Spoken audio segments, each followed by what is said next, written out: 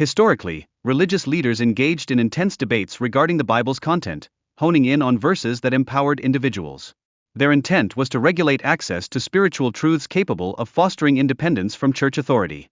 Key passages in the 1775 Bible hinted at a personal relationship with the divine, thereby negating the necessity of church mediation. This revolutionary concept directly undermined the church's grip on spiritual interpretation and guidance. Moreover, the name of God in the 1775 Bible was significantly more nuanced and personal compared to contemporary translations. This shift fostered a perception of God as distant and unapproachable, thereby reinforcing obedience to established religious authority. Additionally, the plural nature of the term Elohim offers a multifaceted understanding of divinity, contrasting sharply with the singular representation found in modern translations. This distinction raises important theological inquiries. The transition from Yahweh to Lord fundamentally alters the intended intimate relationship between humans and the divine, transforming it into a distant, authoritarian framework. This change influences how believers connect with God. Furthermore, the removal of certain biblical texts highlights a conscious effort by authorities to control religious narratives, thereby shaping interpretations of divinity to align with institutional agendas. This approach has profound ramifications for faith. The Book of Enoch explores themes of fallen angels and cosmic conflicts, presenting a narrative that starkly contrasts with traditional depictions of good and evil. Its exclusion prompts critical questions about concealed truths. Similarly, the Gospel of Thomas portrays Jesus as a figure advocating for self-knowledge and enlightenment, asserting that divine authority resides within individuals rather than established institutions. This perspective poses a threat to institutional power.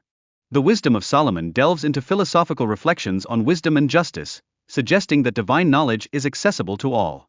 This democratization of wisdom challenges the established religious hierarchy.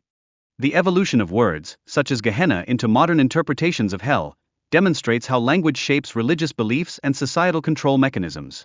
This transformation has influenced collective fears for centuries. The concept of original sin, popularized by theologians like Augustine, served as a tool to sustain church authority by instilling a sense of inherent flaw in individuals. This doctrine fostered dependency on the church for salvation. Earlier biblical texts present the story of Adam and Eve not as a fall, but rather as an awakening to knowledge, highlighting human potential for growth. This interpretation stands in stark contrast to later, more negative assessments.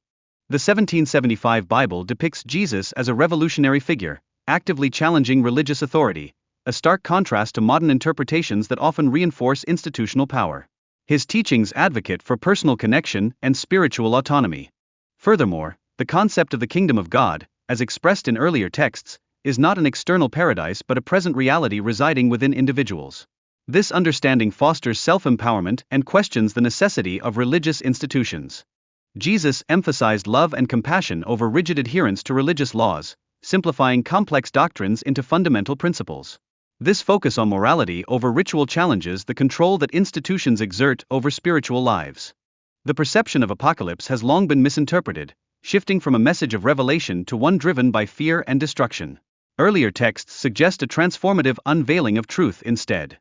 The Book of Revelation, often perceived as a dire prophecy, actually harbors themes of hope and renewal, promoting resistance against tyranny rather than foretelling doom. This interpretation reframes the notion of salvation.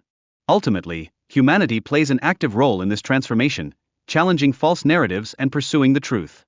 This collective awakening redefines the end times as a rebirth rather than a catastrophic event.